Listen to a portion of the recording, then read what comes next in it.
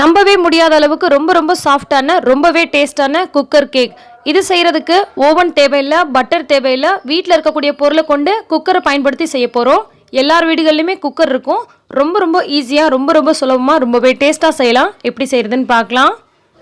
நல்ல ஸ்பாஞ்சியாக நல்லா சாஃப்டாக இருக்கும். ஸோ இனிமேல் நீங்கள் கடையில் கேக் வாங்கவே தேவையில்லை. நீங்களே ரொம்ப ஈஸியாக வீட்டில் இருக்க பொருளை கொண்டு செய்யலாம். இது செய்கிறதுக்கு ஒரு 4 முட்டையினுடைய வெள்ளைக்கருவை ஒரு பவுலில் சேர்த்துக்கலாம். முட்டை சேர்த்து செய்கிறதுனால கேக் நல்லா ஸ்பாஞ்சியாக ரொம்ப சாஃப்டாக இருக்கும். முட்டை வேணாம்னு நினைக்கிறவங்க அதுக்கு பதிலாக தயிர் சேர்த்துக்கோங்க. இப்போ இதை நல்லா இந்த மாதிரி பிளெண்டர் வச்சுட்டு பீட் பண்ணி எடுத்துடலாம். உங்ககிட்ட பிளெண்டர் இல்லைன்னா கரண்டியோ அல்லது விஸ்கோ வச்சுட்டு நல்லா ஒரு 10 நிமிஷத்துக்கு கலந்து விடுங்க. இந்த மாதிரி பிளெண்டர் யூஸ் பண்ணோன்னா கொஞ்சம் சீக்கிரமாக வேலை முடியும். இதுவே நம்ம விஸ்கோ அல்லது கரண்டியோ பயன்படுத்தும் போது கொஞ்சம் லேட் ஆகும். மற்றபடி நம்ம பிளெண்டர் வச்சு தான் பண்ணணும் அப்படின்ற அவசியம் கிடையாது. முட்டையோட வெள்ளைக்கருவை மட்டும் இந்த மாதிரி சேர்த்து நம்ம பீட் பண்ணும்போது இந்த மாதிரி நமக்கு நல்லா நுரைச்சி பொங்கி வரும். இந்த மாதிரி வர்றதுனால தான் அந்த கேக் வந்து ரொம்ப சாஃப்டாக இருக்குது. இப்போ இது கூட 1 கப் அளவுக்கு பவுடர் சுகர் ஆட் பண்ண போகிறோம். அதை மொத்தமாக அப்படியே கொட்டிடாமல் கொஞ்சமாக சேர்த்துட்டு இந்த மாதிரி நல்லா கலந்து விட்டுட்டே இருக்கலாம். 1 கப் சர்க்கரை எடுத்து அதுக்கப்புறம் பவுடர் பண்ணாதீங்க. பவுடர் பண்ணதுக்கு அப்புறமா 1 கப் அளவுக்கு சர்க்கரையை அளந்து எடுத்துக்கோங்க. இந்த மாதிரி பிளெண்டர் பயன்படுத்தி நம்ம மிக்ஸ் பண்ணும்போது ஒரு 10 நிமிஷம் டைம் எடுக்குதுன்னா, பிளெண்டர் இல்லாமல் விஸ்கோ அல்லது கரண்டியோ பயன்படுத்தி செய்யும் போது நமக்கு ஒரு 20 நிமிஷம் கூட டைம் எடுக்கும். ஸோ நல்ல நிதானமாக நல்லா கலந்து விட்டுக்கோங்க. ஃபஸ்ட்டு முட்டையோட வெள்ளைக்கருவை சேர்த்துட்டு நல்லா நொறுப்பொங்க 10 நிமிஷத்துக்கு நல்லா அடித்ததுக்கு அப்புறமா நம்ம பவுடர் பண்ணி வச்சுருக்க சுகர் சேர்த்துட்டு நல்லா மிக்ஸ் பண்ணி விட்டுக்கலாம். நம்ம சேர்த்த சர்க்கரை அந்த முட்டையோட வெள்ளைக்கருவோட நல்லா சேர்த்து மிக்ஸ் ஆகி வரணும். அது வரைக்கும் நல்லா கலந்து விட்டுக்கலாம். கலந்து விட்டதுக்கப்புறமா இப்போ நம்ம 4 முட்டையினுடைய மஞ்சள் கருவை சேர்த்துக்கலாம். இப்போ இது கூட 1 டீஸ்பூன் அளவுக்கு வெனிலா எசன்ஸ் சேர்த்துக்கலாம். வெனிலா எசன்ஸ் சேர்க்காமல் செஞ்சோம்னா அந்த முட்டையுடைய வாடை நமக்கு கொஞ்சம் லைட்டாக வரும். ஸோ வெனிலா எசன்ஸ் கண்டிப்பாக சேர்த்துக்கோங்க. அப்போ தான் கேக்குக்கு நல்ல ஒரு ஃப்ளேவர் கிடைக்கும். வெனிலா எசன்ஸ் எல்லா சூப்பர் மார்க்கெட்ஸ்லையுமே கிடைக்கும். சாதாரண மளிகை கடையில் கூட கிடைக்கும். ஸோ ஒன்று வாங்கி வச்சுக்கோங்க, எப்போதுமே அது தேவைப்படும்.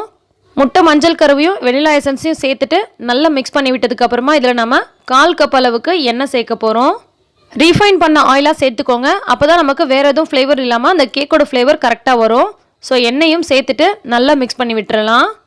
எல்லாம் ஒன்று சேர நல்லா கலந்து வரணும். அது வரைக்கும் நல்லா மிக்ஸ் பண்ணிக்கோங்க. ஒரு 2 அல்லது 3 நிமிஷம் நல்லா மிக்ஸ் பண்ணி விட்டிங்கன்னா சரியாக இருக்கும். சிலர் முட்டை சேர்த்தா சாப்பிட மாட்டாங்க.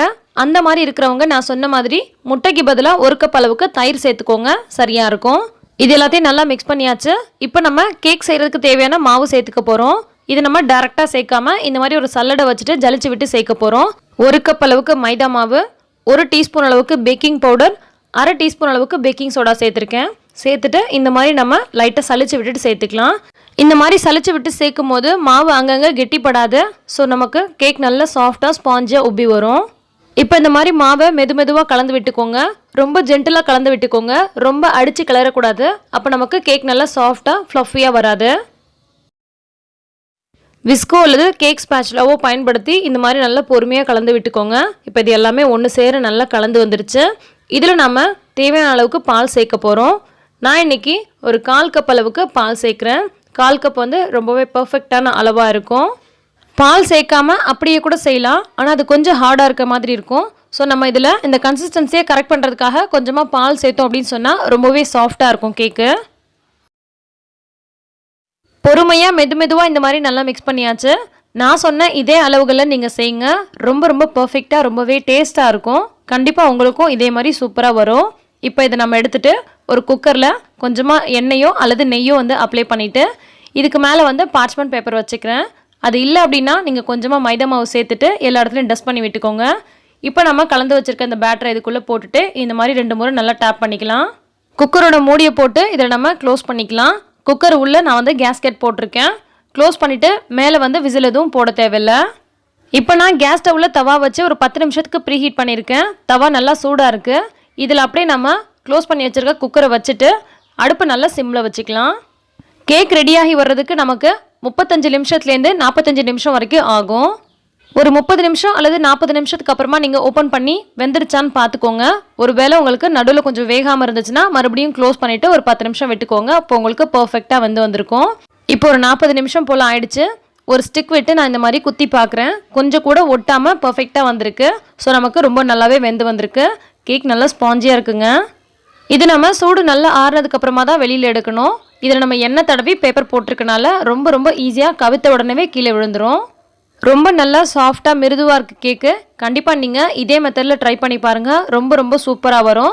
இப்போ நம்ம ரெடி பண்ணி வச்சுருக்க இதே பேட்டரை அவனில் வச்சு கூட செஞ்சுக்கலாம். ஸோ உங்கள் வீட்டில் அவன் இருந்துச்சுன்னா நீங்கள் அதில் ட்ரை பண்ணிக்கோங்க. நிறைய பேர் வீட்டில் அவன் இருக்காது. ஸோ நான் இந்த மாதிரி சொல்லி கொடுத்துருக்கேன். இனி வரக்கூடிய வீடியோஸில் தீபாவளிக்காக இது வரைக்கும் செய்யாத புத்தம்புது பலகாரங்கள் டெய்லி அப்லோட் பண்ண போகிறேன். கண்டிப்பாக நீங்கள் நம்ம சேனலை சப்ஸ்கிரைப் பண்ணி வச்சுக்கோங்க. பக்கத்தில் இருக்கக்கூடிய பெல் ஐகானை கிளிக் பண்ணி வச்சுக்கோங்க.